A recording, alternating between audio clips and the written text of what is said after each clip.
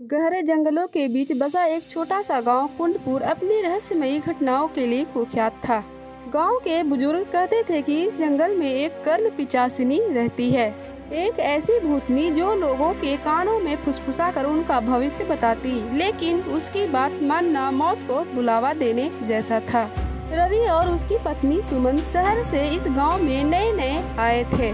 उन्हें इन कहानियों पर यकीन नहीं था। एक रात रवि जंगल में लकड़ियां इकट्ठा करने गया तो उसे एक धीमी सरसराहट सुनाई दी, जैसे कोई उसकी कान में फुसफुसा रहा हो, रवि भाग जा वरना तुम्हारी मौत निश्चित है। रवि ने घबराकर पीछे देखा, लेकिन वहाँ कोई नहीं था। वह दौड़ता हुआ घर आया और सुमन को सब कुछ बताया। सुमन ने इस बात को वहम समझकर नजरअंदाज कर दिया, लेकिन उस रात रवि को नींद नहीं आई। आधी रात को उसे वही आवाज फिर से सुनाई दी।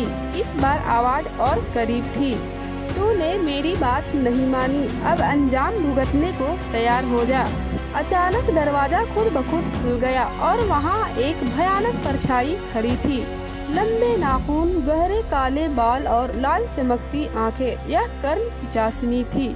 रवि के शरीर ने काम करना बंद कर दिया। वह न हिल सकता था और न बोल सकता था। पिशाचिनी धीरे धीरे उसके कान के पास आई और कुछ फुसफुसाया। अगले ही पल रवि की चीखों से पूरा घर गूंज उठा। उसकी आंखें सफेद हो गई, खून उसके कानों से बहने लगा और वह तड़प तड़प कर मर गया। सुमन ने यह दृश्य देखा और भय से पागल हो गई। उसने गांव वालों को बुलाया, लेकिन जब वे वहां पहुंचे तो रवि का शरीर काला पड़ चुका था और उसकी आंखों में सिर्फ डर जमी हुई थी।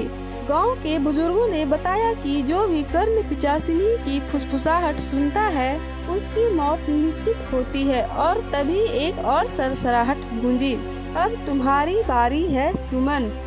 सुमन की चीखों के साथ ही अंधेरे ने उसे हमेशा के लिए निगल लिया। दोस्तों, कहानी अच्छी लगी हो तो लाइक और सब्सक्राइब करें। मेरी कहानी को यहाँ तक सुनने के लिए आपका धन्यवाद।